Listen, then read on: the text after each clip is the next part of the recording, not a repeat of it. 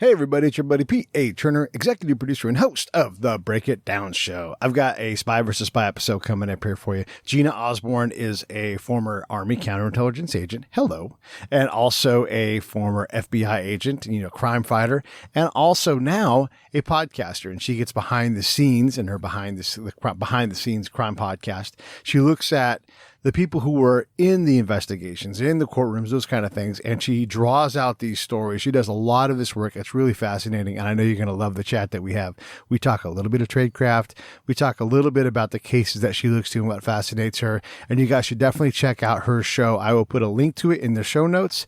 Definitely support Gina if you like true crime stuff, because it turns out not only is she chronicling true crime, she's worked in that world. She's worked in the world of extortion and money laundering. I mean, all around Orange County and getting into the gangs and all of this stuff. She knows it from the inside, and that's why she's super qualified to talk about that.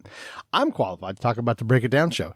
We are rerunning, I should say, two of our series of t-shirts. One is the Soundwave shirt, which is inspired by the Unknown Pleasures album from Joy Division, where they have that Soundwave thing. We have a shirt like that, and it would be great if you guys supported that. Look on Facebook, or on the Break It Down show page, and you'll find the pretty much the most recent posts have the t-shirts there, or you can look at the spy shirts that we make, and those are just kind of fun. It's kind of silly to put spy on your chest. It gives people a reaction, and I just find it's funny to wear and a good conversation starter.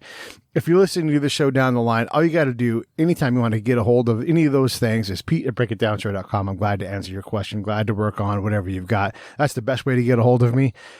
If you don't get a response from me, it's probably because you went to junk, and I don't know when that happens. I don't check my junk mail folder often, so you can always hit me up, pete@breakitdownshow.com, or on the Break It Down show page, or Pete A. Turner on Facebook, and I'll get back to you, I promise. All right. One more thing, actually two more things to say. Would you please go to PayPal and support the Break It Down show? Just go to breakitdownshow.com, go to the PayPal link, put a couple $1 in each month. That will put me on the road, and I'm going to go do some incredible things over this next year. And that's how I'm going to do it, is by us working together. We don't need Patreon. Let's just do this ourselves. So that's my version of Patreon, is go to PayPal, put a couple $1 in each month, whatever you want to do. $20? Okay, great. I'm going to take that, put that in my gas tank, go around the country and find stories and tell them for you. I think we have some really incredible stuff coming up. You can look in the rearview mirror and see all of the incredible things we've already had out there. So that's a great way to support us. The other thing I'm going to say is save the brave. SaveTheBrave.org. Same thing. If you want to support us, there's a lot of ways to do it. Here's the way. Okay, look, I'm always going to ask you for money because that's easy, because you don't have to do anything other than write a check. Okay, you don't want to do that. Here's what I want you to do. Come up with an event in your hometown. Let's, if your hometown's small, it doesn't matter. We can get your local realtor. We can get your local veteran-owned company. We can get all these people together, and we can do some kind of an event. I'll work on that with you. All right? So you want to work hard? We can do 100 hours worth of work, and we can put a bunch of charity together. Or go to Save the Brave, SaveTheBrave.org, put $20 a month in, and we're going to put that money to work for you. Okay, those are good ways to support us. Here comes Gina Osborn. Lions Rock Productions. This is Jay Moore. This is Greg Cruz. This is Bryce Vine. This is Dexter from The Offspring. This is Nathan This East. is Sebastian Younger. This is Daryl Aiden. This is Stuart Copeland. This is Mick Gillette. This is Andy Summers. This is Dr. Bob Greenberg. This is Gabby Reese. This is Rob Bell. Hey, this is John Leon Guerrero. Hey, and this is Pete A. Turner. This is Gina L Osborn, and you're watching the Break It Down Show. And now, the Break It Down Show with John Leon Guerrero and Pete A. Turner. I love it. Spy versus Spy episode. Gina was a counterintelligence agent in the U.S. Army, just like old Pedro.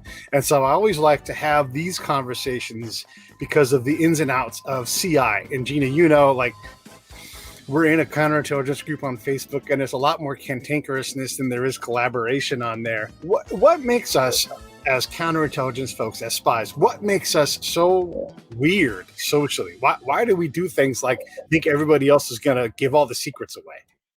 We come from that generation. I think 9/11, I think that changed everything.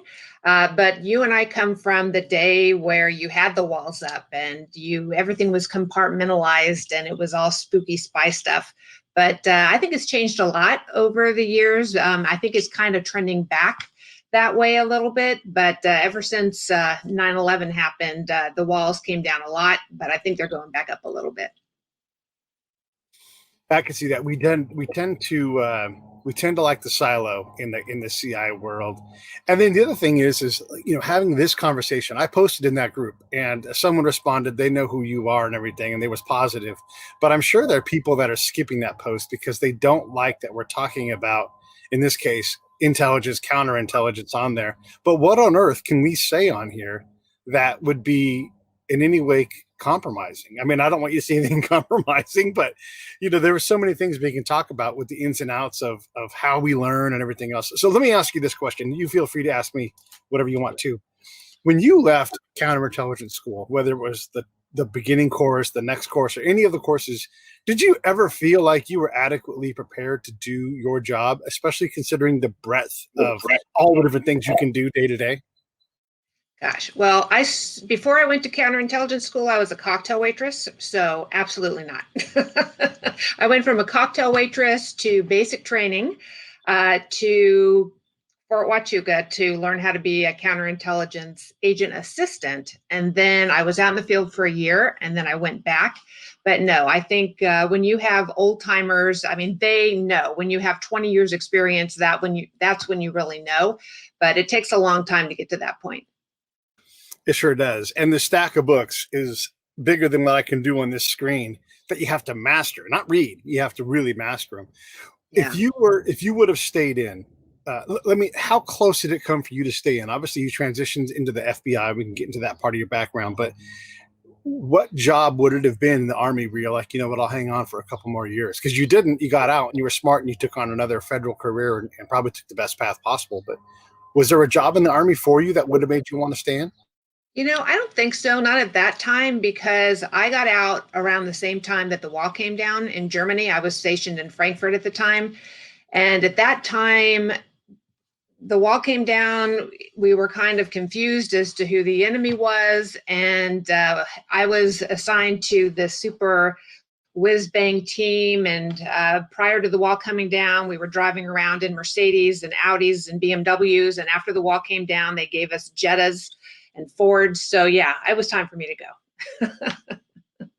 That's hilarious. What part of Frankfurt were you in? Do you mind me asking? Can you say? I was in Darmstadt and Hanau. I did some time in Darmstadt, but I was in Frankfurt proper. That's awesome. And then when I was there, I was in what they call a stratical unit for the audience. It means that sometimes we did stuff in garrison wearing suits with our badges, and other times we put camo on our face and we laid in the grass, and then we got up and we went into town and practiced source meets. So it'd be hilarious. We would have relaxed grooming standards when we were in town, but we had to come back. We had to be all shaved up and ready to go for war. And so literally you had to shave. You had no choice, but you'd go from laying on the ground and sitting there practicing, like guarding my position. And then you'd be like, all right, now go be the mayor of Aschaffenburg in this case, and drink hot chocolate and talk to Gina and role play a source meet. That was like the craziness. So you could be doing a clearance investigation, a Saida brief, or practicing source meets in Aschaffenburg. Yeah, I was assigned to a team where we did a lot of surveillance. So I was in a car for a lot of the time, and anytime a major espionage case came up, the team was deployed to anywhere in Germany. So that's we were on the road probably 9 months out of the year. That sounds so exciting. But you and I both know surveillance. And then were you ever on counter surveillance or counter surveillance, any of the other branches of it? Yes. Yeah. We were out doing any sort of major event that was going on with regard to any espionage investigation. We were called out to support it in some way. What did you like about that job? You just never knew where you were going to be at any given time. So one day you'd be at the PX and you'd be buying your groceries for the week, and then you'd get a phone call and you'd just take all your groceries with you and you'd be out on the road. You'd just pack your bag and you'd be gone. But looking back, what I enjoyed the most it was the team. I mean, it really taught me the value of a team, of the people. I mean, I'm still friends with a lot of the people that were on that team because, I mean, those are your brothers and sisters, and the laughs that you have, sitting for 18, 20 hours a day, calling, and we had telephones. I mean, this was back in the 80s, and we had hundreds of thousands of dollars of this high-tech equipment, and calling somebody in the middle of the night on the radio and telling a stupid joke, and everyone thought it was hilarious. I mean, these are the people that you remember, you have lifetime relationships with. Yeah, I was thinking about when I was in Germany too. We still didn't know who we were fighting and what to do, so we were kind of scared of everybody, but not sure how to deal with any of it. I think back, like, we're going to drive around Germany, and when we did the strategic stuff, it was completely different than the tactical stuff. Yes, some of the skills blend across, but you talk to people a lot more in an overt, aggressive manner when you're tactical, because you have to go engage people. You have to. That's your lifeblood. But on the strategic side, we hardly ever talk to anybody unless you were specifically doing a case of some kind. Like, there wasn't a lot of like, go into the cafe and have a bunch of conversations. Like, go into the cafe and be invisible for 5 hours, please. Exactly. Well, we worked, one of the cases that I worked that I can talk about because it came out in the news was the Albert Sambalay case. And he was a specialist during Desert Shield, Desert Storm in Baumholder, Germany. And he was assigned to an artillery unit, and he was trying to sell troop deployment information and his unit was in Kuwait. And so we followed him around for several months, and that was probably the biggest case that I worked because, I mean, this guy, he was a traitor, and we followed him for several months. And gosh, I think anything that could have happened on that operation anything that could have happened bad or wrong did happen wrong. He would go into Belgium. And so, how do you surveil somebody who went into Belgium when you don't have clearance to go into Belgium? So we would line up on the Belgian border, and we would wait for his car to come back into Germany, and then we would pick him up when he would come back in. And so one of my teammates just got out on foot, and he started going into the woods so he can watch, the border, and the Polizei saw him do that, so he's running into the woods with a radio, and then they wound up sending the dogs after him. So he was chased into the woods by the border guard dogs, and he did the thing that happens in the movies. He tripped, he fell, his radio broke.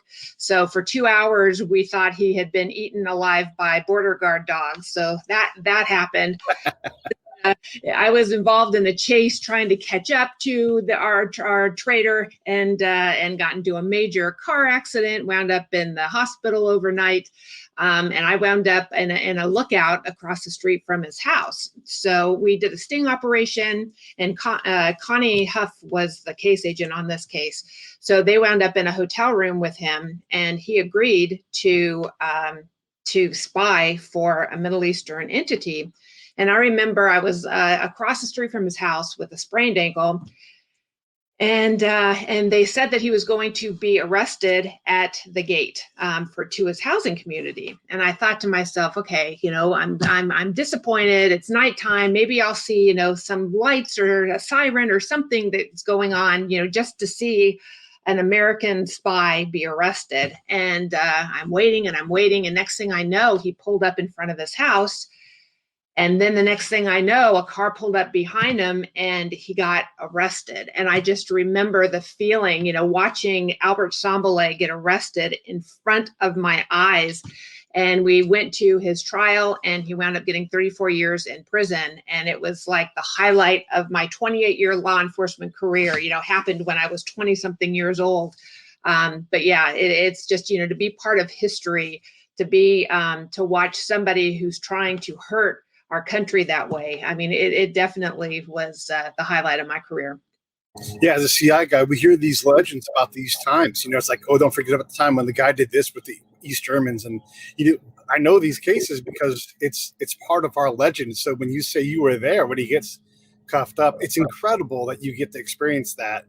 And I guess I want to continue on a little bit longer on this conversation. Surveillance is not what everybody thinks it is. It's so easy. This is for the audience. It's so easy to lose someone who's not even trying to lose you. I can't imagine. You've done way more surveillance than I have, Gina. I can't even imagine how you hold on to somebody who knows that if they cross the international border or if I just go this direction, this here, here, you're never going to be able to hold on to them. It's so hard, even with normal things. Like the simplest thing is if someone goes and gets gas, you don't know why they got gas. Are they really getting gas? Do we follow them? What do we got to do? Now we got someone there getting gas, but they can't get, it's like all these questions that happen. It's so hard to follow someone. Talk a little bit about the challenges and the time. Yeah, you're waiting at the border. That means that you're really literally waiting at the border. Oh, You yeah. aren't going anywhere. Like you can't for one moment allow any kind of holes in the thing. You don't just assume that they're not going to go through at 3 a.m. Right. It would be hours and hours. And there was a time that we had like a 78-hour surveillance from the time we left until the time we got back, because we had learned that someone was going to steal classified material, and they had put what would they call a burn bag in the trunk of their car. And they were supposed to go and burn it, but they didn't burn it. So we were following that around for like 70 something hours. And when you have all of your bags and you want to go to a hotel and take a shower, but you can't. It's a really difficult job when you're tired. And I think we probably had 3 car accidents during that operation, but you just have to stay alert, as alert as you possibly can. And remember, this was back in the 80s, where you had the Russian trade craft. So, these spies were taught, Sambalay wasn't, but some of the spies that we had gone after, they were taught the dead drops and all of the different counter surveillance moves. So it was definitely challenging, and we were able to detect some of that. But it was a lot like being in a movie, because you just never knew what you were going to wind up doing in any given day. And we had changes of appearance. We would change our appearance so we wouldn't get caught, because you can only look like a big blonde so much in Germany before someone would recognize you in 2 different cities or what have you. So yeah, it was definitely what you read in Robert Ludlum novels. Yeah. And again, staying on the surveillance theme, just because it's interesting, when someone goes and does something as simple as like go to the gas station and run in and get a snack, you don't know what their intention is. And if they're trying to hide their communication, and so they go into an open, obvious public place, and I'll pick something up. They take the chocolate Hostess donuts and they flip the package around and put it on the top. That might be the signal for the handler. It's like, okay, the meeting is on. And you as the agent chasing this, you have no clue. And so you're looking at, what does he touch? But you can't be like staring at him the whole time. You have to be nonchalant. Yeah. Impossible, Yeah. You don't want to get caught, and you take the time to cover your tracks. So it always strikes me how labor intensive it is and how much time it takes. We had Jack Barsky on, and I'm like, dude, you were an embedded Eastern German agent in the States.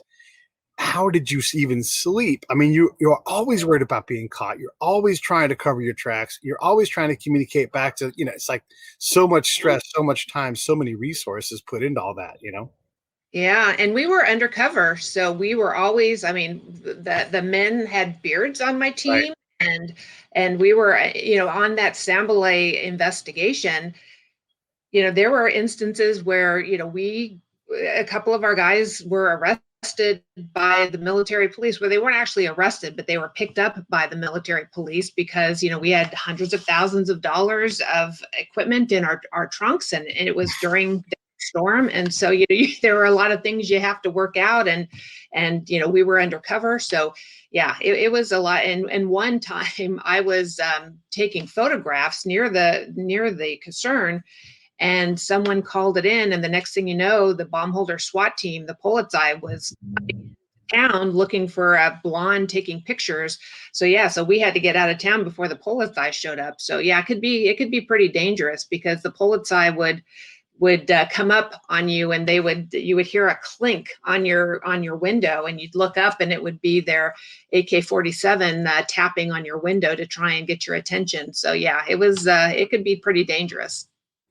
We're going to get off this topic here in a minute, but I just want, I mean, it's so interesting when we get to talk about the aspects of it. You know, when that tap is on your window, you've got to decide, like, okay, how much am I allowed to say? You know, do I just need to be honest at this point, even though it breaks my cover? You know, whatever it is someone above aware and already working? And in a time before cell phones, it's not easy. And in a time before cell phones, someone who's got a bunch of radios in their car and gets pulled over, like, that's not going to be good. You know, like even if you haven't broken the law, you're going to be busy for the next couple of days, probably answering to the Germans, waiting for the American, you know, it can really foul up your mission. So you really have a lot to figure out ahead of time so that when you're there, whatever, you have a reason to be there and you can explain why you have all this expensive equipment in your car. Exactly. And terrorism was big during the 80s in Germany as well. So we had to be careful that they didn't see us as terrorists. Yeah, the last time I did some contract surveillance, the people I was with didn't have a higher level of training. They just sort of did like PI style, which is not a problem. But, you know, when I'm asking questions like, well, you know, when did we break contact? How hard are we following this guy? How known can we be? Are we harassing? You know, all the questions that you and I would ask. So we know how we're playing the game. And they're like, we're just going to follow him. I'm like, what if he gets on a BART train? What if he gets on an airplane? You know, like are expenses authorized? You know, do we just say, hey, this guy, you know, let him go? Because you don't, sometimes in surveillance, for the audience, you don't want to jeopardize your presence. And so you literally let the person go if you have to. So, you know, these kind of questions. And so I was sitting in front of someone's house outside of this subdivision. And my friend who happened to work in the area said, hey, and he works for the 9/11 Center. And so they called the cops and he's like, hey, are you here in town? And I'm like, I am. And he's like, someone called the cops on you. And I'm like, I can figure I'm in a neighborhood sitting in my truck, you know, but that's what you do when you're on surveillance. And luckily we had planned the police part of it. And so, you know, he was able to say, yeah, that guy's working. It's okay. And they left me alone. But it's something as simple as that. And it doesn't make you a bad spy. If someone sees you sitting in a neighborhood in your truck, where else am I going to sit? I can't sit in their house. You have to sit in the truck. So you have to coordinate with the police and then have a cover story. I'm just waiting for some anything in closing on Army counterintelligence and funny stories from what happened in your career? Oh gosh, funny stories. Well, it's funny you were talking about sitting. We used to call it the lace curtain mafia, because the German ladies used to call the Polizei on us all the time. The German ladies used to look through their lace curtains, and they would call the police on us all the time. You know, it was just a great experience. I mean, I like I said, I went from a cocktail waitress to an Army counterintelligence agent, but I was really fortunate. I got my degree, and that's how I wound up getting into the FBI, by having such great experience. So it was definitely a once in a lifetime opportunity to work during the end of the Cold War in such an exciting field.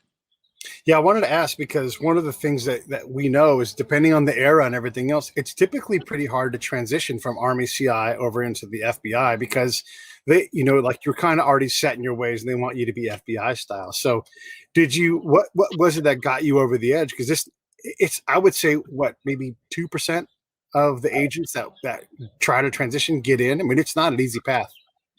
Well, when I got into the FBI, there had been a 4-year hiring freeze, or about a 3.5-year hiring freeze. And out of every person who applied, only 100 I think it was less than 1% of the people who applied actually got into the academy. So it was really, really hard to get in. But I think it was the fact that, I mean, I had such great experience coming from the Army. I think it was, I mean, I'm a good problem solver. I think I had what it takes, but it was a really hard process to get in, because you have to take, they have phase 1 testing, which is a test and a judgment test. They have phase 2 testing, which is an interview process, plus a polygraph, plus a physical fitness test, and all of that. So, but yeah, I wound up, after a year and a half, I wound up getting in. So I was really fortunate to get a seat at Quantico. Were you still in the Army when you transitioned over, or did you get out? I did not. Yeah, I had gotten out. And so I got out of the Army in 92, and then I got into the FBI in 1996. Oh, okay. Wow. And you're right. That hiring freeze made it hard. And then for my career, when I got into CI, I followed a big wave of promotable people. And so one of the things my boss said to me as I was considering reenlistment or whatever, she's like, you should get out, go get some other experience, go do something else, because no matter what you do, you're always going to be behind this glut of people, and you'll always be behind them, And I'm like, yeah, but the timing is such an important part of all this stuff. When you got into the FBI, do you feel like you were more law enforcement centric? I mean, like me, I'm a people person. I want to go run sources. I want to go talk to people. But a lot of folks in our field, they want to put cuffs on people. They want to solve crimes. And you definitely went down that route. Is that more of your sweet spot, was the criminal side? I was assigned, my first assignment was to a counterintelligence squad, but we also worked applicants and civil rights on that squad, and terrorism. I mean, this was before 9/11. So I received a civil rights case where Thai girls were being brought in the United States and forced into prostitution. It was an involuntary servitude case. So I thought, okay, I know absolutely nothing about prostitution. I know nothing about involuntary servitude. And I thought I was going to be working counterintelligence. So I wound up kind of working that case. And that took me down to Little Saigon, which is a district in Orange County, which is the largest population of Vietnamese people outside of Vietnam. And then one thing led to the other, and I wound up on a task force working Asian organized crime for the next 5 years. So I didn't work counterintelligence ever again. Actually, a little bit after that, when I got into management. But after I got that case, I just kind of started working Asian organized crime, and that was it. So I went to criminal and worked that for a long time. Do you think that is the right thing for you? Like, did you end up in the right spot, or do you think you would have been happy as well on the source side? I absolutely loved it. And I am a people person, and I wound up in the Westminster, in the city of Westminster for a reason. I had absolutely no idea that the chief of police in Westminster hated the FBI.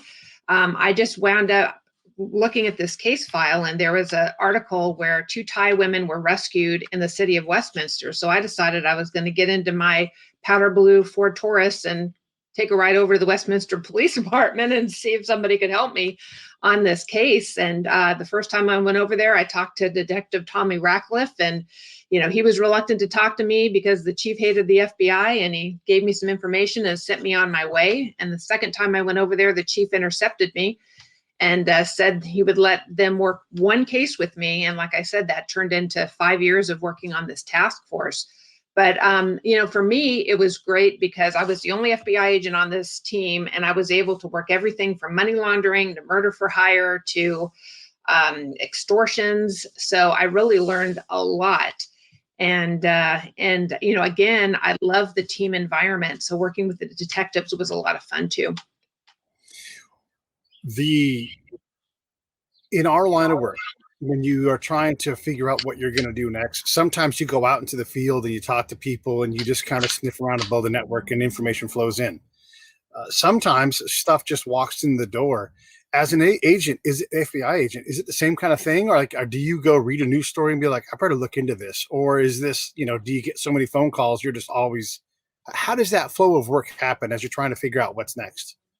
When I was in that environment at the Westminster Police Department, we would have walk-ins all the time. I mean, we had a huge loan sharking case. Just walk in because a guy who was this gambler, who was just an addict, a gambling addict, he walked in and he owed money to every loan shark in town, and they were all going to kill him. And so in order to preserve his life, he came in, told us that, this guy's going to kill me, this guy's going to kill me, and this guy's going to kill me because I owe him 10% per week and I can't pay it off. So loan sharking is illegal. So we were able to, take out a bunch of the different loan sharks in town, and, who were extorting and threatening to kill the community. So that was interesting. And just getting cases that way, and also, different leads from other field offices that come in that you can turn into cases. So I never had a problem creating cases because they always seemed to show up whenever I was looking for something.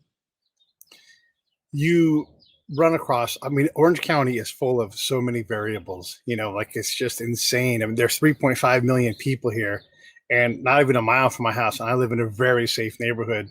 in the last 12 months, I think 2 people have been murdered, like up front, close, like stuck with the knife, kind of murdered, but our neighborhood is wonderfully safe. That's how complex Orange County is.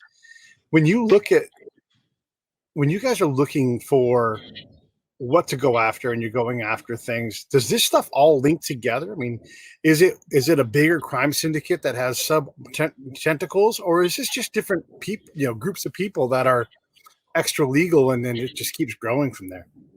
Well, it just depends on what type of crime it is. Like working Asian organized crime, they were you would have your different crime groups that were linked together because you would have your gangs that were linked together, and that's the same for the different gangs in Santa Ana or other gangs like that.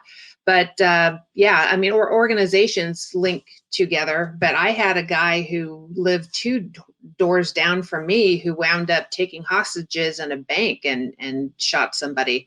So you just never know what's going to happen in your neighborhood. And I think I had a terrorist who lived not too far from here. Oops, excuse me. That's the thing that's crazy about all of this is just when you realize how close all this stuff is to where you're at. It's insane. But on a day-to-day basis, someone who lives in Santa Ana, I mean, technically, I live in Santa Ana. Not really, but technically I do. That's what my address will say. You're never going to encounter these people because they're not trying to mess with the big populace. Because if they just go out and start randomly harming people and everything else, people like you go and find them. So, I mean, how dangerous is a place like Orange County? Even if there are rapes and murders and all these other things going on, there are still 3.5 million people here. I mean, how dangerous is it, do you think? Yeah, well, it just depends on where you are. I mean, there are some parts of it that are really dangerous because there's a large gang population that, are very territorial. And if you don't belong to that gang, then it's going to be a problem. So that's why a lot of these kids are joining these gangs because of the pressure of not being part of a gang and it being dangerous that way. So there's that. But Orange County is relatively safe, but then you're going to have those pockets of it being dangerous based on the activity. I want to talk a little bit about the behind the scenes podcast, your show. You've got a podcast. It's a true crime podcast, and basically behind the crime scenes is about, you talk about these cases, like the OJ case. And sometimes these are cases that you've worked, but sometimes they're cases that your peers have worked, and you actually have them come on and talk about what happens in the case. And I want to talk about your new podcast too, but let's first talk about behind the crime scenes, because I think it's a fascinating approach to true crime. Sure. Yes. It's called Behind the Crime Scene, a true crime podcast, and you can get it on any of your favorite podcast providers.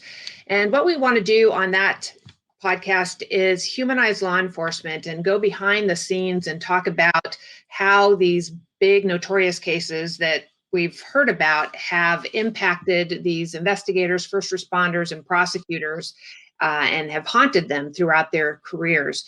So we had Bill Hodgman, Marsha Clark's boss, on the show, and he was in charge of the OJ trial.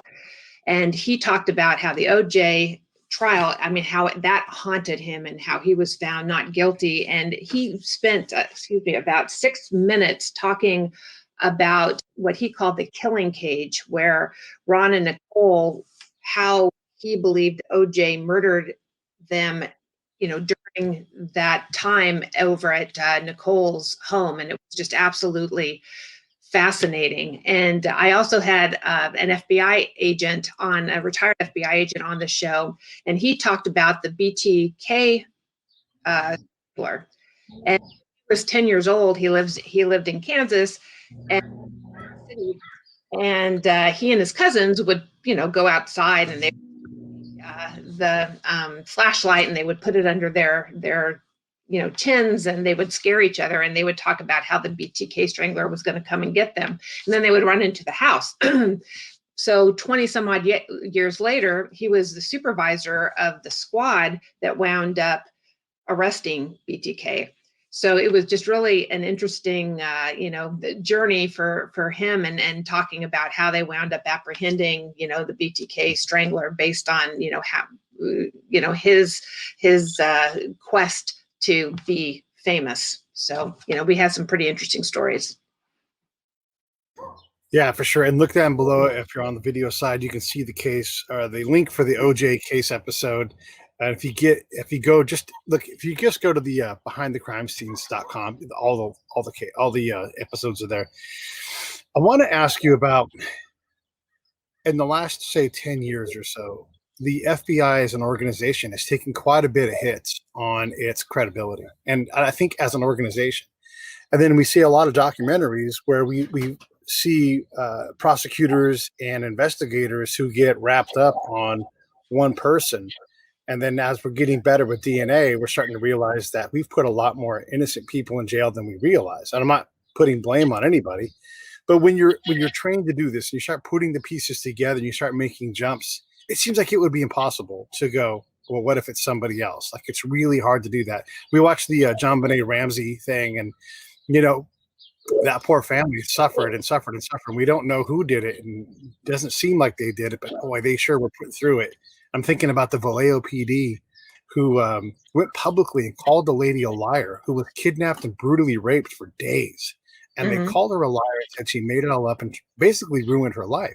So we have a lot of appropriate mistrust when we get these things wrong, or when we find out 25 years later we've put the wrong person in jail. How much does that weigh on you as an investigator? How much are you able to hold yourself accountable to go, am I doing the right thing? Like, this is really going to impact this person's life if I'm wrong. Like, I think it's an Orange County case. He was a medical examiner, and his semen sample ended up contaminating the evidence. And so they came after him. I don't know if you recall this case, and he ultimately killed himself because there was no way out of this box. And it turns out, just for the audience, medical examiners use their own semen samples as a control. So there was some kind of cross-contamination, and they didn't find out until it was too late, and this guy's life was ruined, and he killed himself. Yeah, it's a lot of responsibility to be in law enforcement. It's a lot of responsibility to be an FBI agent, and I took that responsibility seriously. I mean, I can't speak for anyone else but myself. Right. Was very, I knew when I did my investigations that I had to make sure that I had all of the evidence. Plus more evidence to make sure that I was able to prove beyond the shadow of a doubt that the person did what I said that they had done. Very rarely did I ever wind up going to trial. I think in my entire career, I may have gone to trial maybe once or twice. Just based on the amount of evidence that I put forth. So, but mistakes are made. I get that. But you're absolutely right. We hold the responsibility just based on the positions that we have to not make mistakes. And, but we're human. So I know I don't want to be flippant by any stretch of the imagination. Right. Well, and the thing is, as a counterintelligence guy, I'm just speaking for me now. When I hear a politician, Secretary Clinton, say, I had TSSCI on my server, I take responsibility for it, and there's no prison time, there's no fine, I cannot take the FBI seriously as an organization, because you and I both know if we did that, it'd be a big problem. I'm not making a political statement. It's just a counterintelligence fact statement. As soon as that stuff's on an external hard drive, I assume it's compromised, because that's what I would do. That'd be my job, right? Is to find that, get into that crew and exploit that information. So it compromises. But when you're Samantha Runyon's parents, the FBI is vital to finding out what happened to your little daughter, and without someone, this is where the FBI shines. You can't really reliably kidnap somebody and expect to get away with it in the United States. You can do that 90 miles to the south of Mexico, but you can't do that here. Mm-hmm. Yeah. And in fact, Samantha Runyon's mother, we had on our Behind the Crime Scene podcast. And, the sheriffs did an amazing job on bringing Alejandro, I forget what his last name was, the person who killed her, to justice. That was an amazing case that they did with the DA's office. What links go to people that get these cases? the BTK killer, these other things with the FBI, even the McMillions case. I mean, what a mess that case was, and they've got to figure it out. Is there a common thread between these agents that see these things through and get some resolution? Or is this just what you guys do as pros?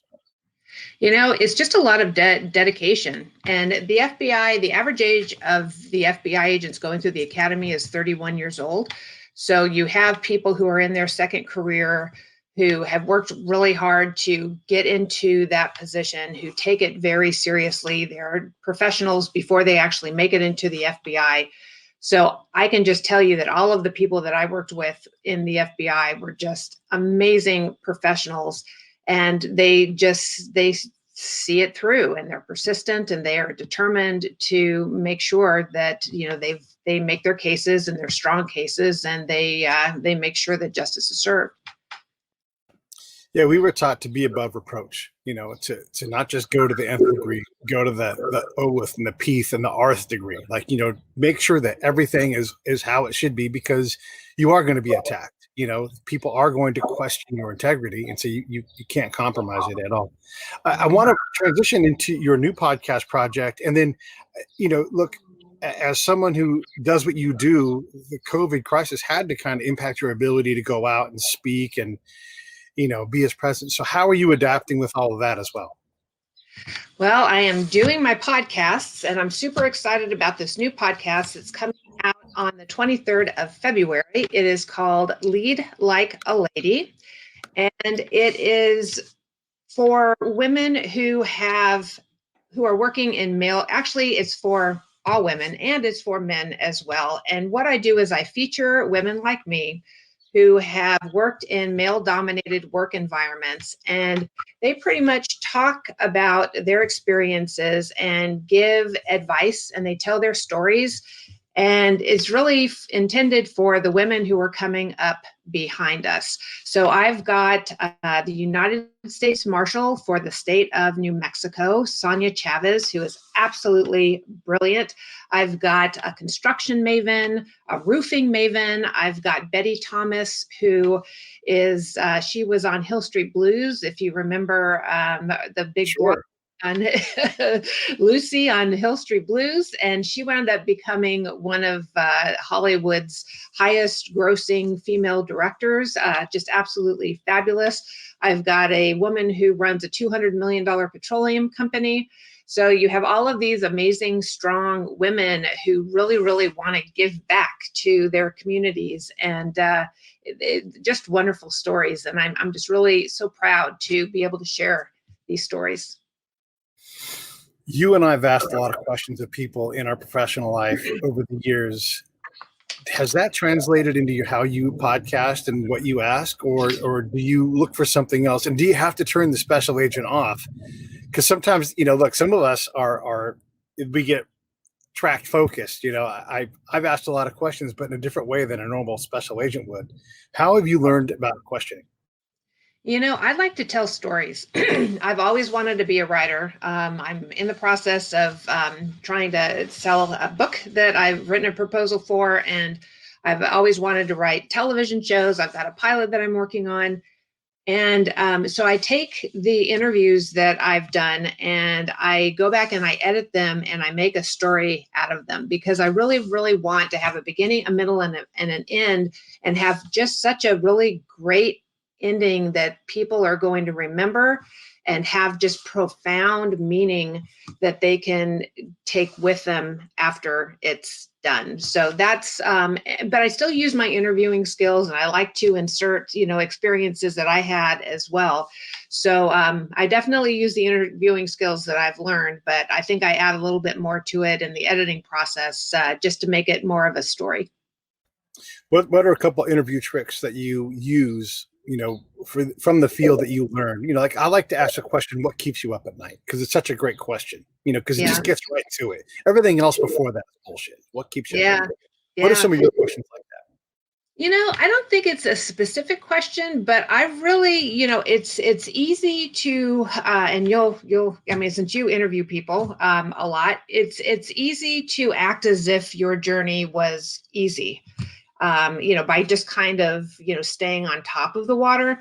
But I really like to get down and understand what the struggles were, because that's where you really reach the authenticity of a person, when you understand that it wasn't easy, that it really was a struggle, that it took a lot of perseverance, and they had a lot of obstacles. And I want to hear how they navigated those obstacles and how they had to try 50 times before they got a yes, that they got so many no's and all of that, because, we root for the underdog. And, I may have all of these super, super poised women, but I kind of keep talking to them until I kind of find the parts that may not be perfectly poised. And that's what I'm looking for in these interviews. So they more relatable to the people who are listening.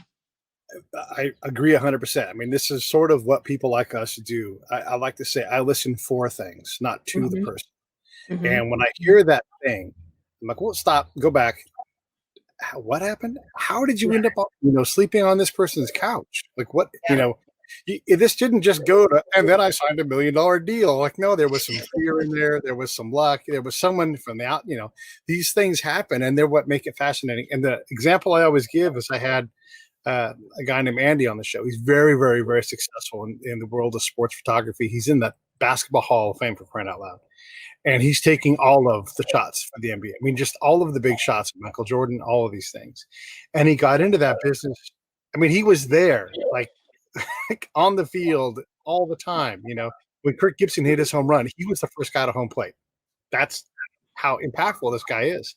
But he didn't start there, So I'm like, how did you end up in LA? You're a Jewish kid from the Northeast. Now you're in LA. I don't. And he's like, well, I saw this billboard. And I'm like, yeah. But how did you end up in LA? He's like, oh, my sister, Didi Khan. She played Frenchie in Greece. And I'm like, that is what I'm talking. People like us, we hear that moment and we're like, nope, there's something else there. Please continue, Yeah. Well, that's why I always like to tell people that I started as a cocktail waitress, because that's where I started. I mean, I didn't come up with, my dad was a plumber. And, my mom was a housewife. And when my parents got divorced, my mom had to go out and get a job because, she had been a stay-at-home mom for all this time. And, when I was my first assignment in the Army, I was in Belgium, and I didn't know, the difference between essence and gas. And so I put essence in 2 of our government cards, and we only had 2. So I wound up putting diesel gas into both, and I ruined 2 cars. So yeah, I like to tell my stories about not being perfect, because, that's who makes me who I am. And it was all of those lessons along the way that got me into the FBI, believe it or not. So yeah, it's taken me a long time to be able to laugh at myself, but yeah, those are the fun parts that make me, that I remember. It's something in the military service where we create these opportunities to do things like put diesel in a gas motor, because you aren't the only person to do it, and it's so terribly embarrassing and it's expensive, but we haven't figured out how to make it stop from happening. You're like, I don't know. I've just always grabbed the hose and we never use diesel or whatever, I don't speak this language. And yet it happens I probably could tell you 20 people I know that have done that same thing, and God. Only because hearing their stories and they're being mortified have I thought, oh, am I doing this right? Am I, otherwise I would have known. I easily could have done it myself, easily. Yeah. But the thing that did come out of it is we never had a relationship with the transportation guys. There were some Belgian guys over in our transportation unit, and they were never very friendly with us. But after I did that, they sure were. So some good came out of it anyway. That's right. Any way to get a source going in the right direction. Exactly. When you were in the Army as a counterintelligence agent, what was it like to be a female at that time? Because in my era, there were a lot, but they were still sort of figuring out what it meant, I think. Like the thing I learned, and I learned this through experience, not through the schoolhouse, was that women are fantastic collectors, because you can literally sit in a room and be invisible in most foreign cultures. And then you open your mouth and they're just like, oh my God, it's a woman talking. And I'm like, how are they? It's so easy. Yeah. So How was it for you? yeah, I was the only woman in my unit when I was in Belgium. So I was the only woman. And I remember when I got there, we had no relationship with the gendarmerie. And my captain, he said, okay, you're in charge of doing name checks. Okay, that was my big job, was doing name checks. But you have to go over to the gendarmerie, but they're not going to do it for you. And so I don't even know what to do. So I'm like, okay, well, let me go over to the gendarmerie. So here I am, this 21-year-old blonde girl from California. And I go over to the gendarmerie. And next thing you know, they are bending over backward to be nice to me. so there were times when it worked really, really well. and there, but I don't really remember the times when it didn't work out well. And maybe, it's selective memory for me. I guess I do. There were, I remember the times where it was hard, but I think I just worked hard to get around those obstacles. I think I just kind of hunkered down and became even more determined through it and figure out a way to get around it so that I can get whatever it was that I was trying to achieve. So, but yeah, I remember it, using whatever skills that I had to accomplish what I needed to. As someone who's trained counterintelligence people to be good source collectors, I always like, what do you have available, right? Like, what's there? And airplane going overhead. But it's hard because you take a Mormon person, and if someone offers me a shot, I'm going to do a shot no matter what, because I'm not Mormon. But if you're Mormon, you now have this other competing morality, right? And I've had agents say, "Oh, I would never do that." I'm like, then you shouldn't do this job. It doesn't mean you have to do everything, but you have to be. I eat medium rare pork in Bosnia all the time because that's what was offered by the farmer I was trying to talk to. And you don't start. You can certainly try to start by rejecting their food from their pig that they killed, that they raised, or you could just eat the damn food. So when it comes to females, I've seen girls that are women that are comfortable taking off their blouse top to their t-shirt and letting the boobs do the work. And I've seen girls that are like, I would never do that. I want to do this, 100%, and like give themselves extra obstacles, whether they could do it or not. What are your thoughts on that? Like using what's available. You're a blonde from California. Just right there, you already have the Middle East wanting to talk to you, Yeah, but I don't think I ever had to take my blouse off to get to do that. I don't think I went that far ever. I know I didn't go that. When I say blouse in the Army, it's the outer shirt, and underneath you have a normal. Exactly. You're not exposing yourself. I think I definitely used my personality and my charms. I definitely to be able to, be friendly and be sweet and be kind and be charming. Definitely I would do that. On the other hand, I remember doing an investigation and interviewing a first sergeant, and he told me that, and I was in civilian clothes, and he told me that all of the women in the Army were lesbians. So I remember that one pretty good. That was one that I don't think I'll ever forget. And if I were in uniform, I don't know if he would even have spoken to me, because I think I was probably a specialist at the time. So yeah, I think you just have to, use your personality and there was a time when I was an assistant special agent in charge in the FBI, and I don't drink. I never drank. It's not a religious thing. It's just, I don't like the taste of alcohol. And I went out with a delegation of Chinese generals and colonels, because they came to visit us here in Orange County.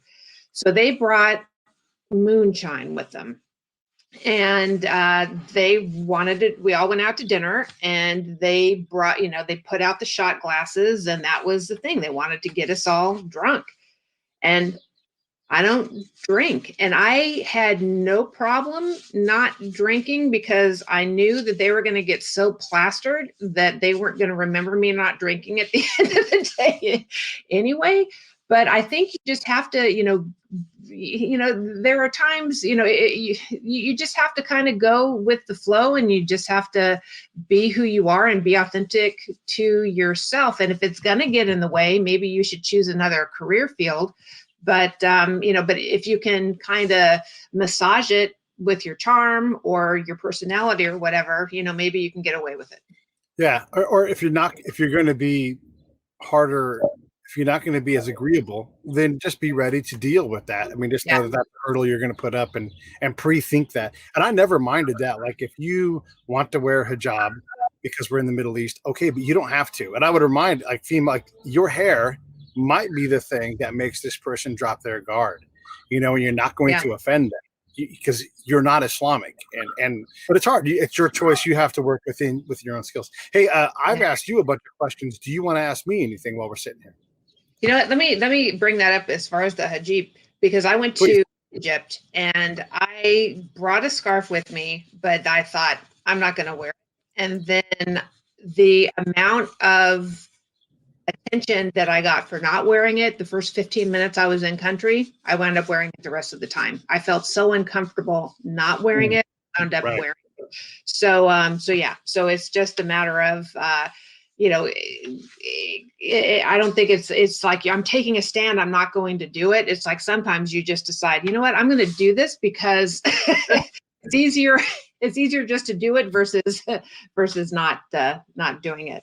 I think it's important to consider it, though, to balance it out. Like, am I going to make this choice? And then why am I making it? And is it true to who I am? Right. But don't just wear it at a submission unless you intend to use that to your advantage in some. I mean, we're always looking for that lever to pull to get the advantage and the influence that we want. Yeah. Yeah. And I just remember, and that's why I love this podcast, because the Lead Like a Lady podcast is because, I am coming from a place of authenticity now.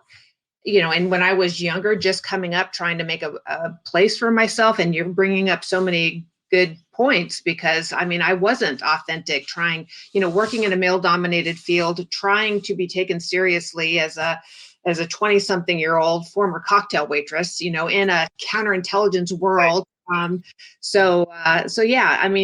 It's just an interesting theme, and that's the whole reason why I'm creating the podcast, so I can have these conversations, so women who are coming up behind me can learn from my mistakes. Sure. And I would also add that thing, when you go to immerse yourself on a team of dudes, the rules change instantly as soon as you show up, whether anybody wants them to or not. I mean, actually, the woman that says, "Oh, I'm one of the guys who can always make jokes around me," we all know that's not true. Like, this person is very sensitive to these things. We have to learn how to deal with it because she's part of the team. The other thing I want to say is it's also, it doesn't do you any good to over masculine, like to be extra masculine just because you're in the military. Because now you're aping something that's not you. I've always, whenever I worked with and for females in the military, I always appreciate the ones who were the most authentic to who they were. Like, they have different nature. They have a different approach to things.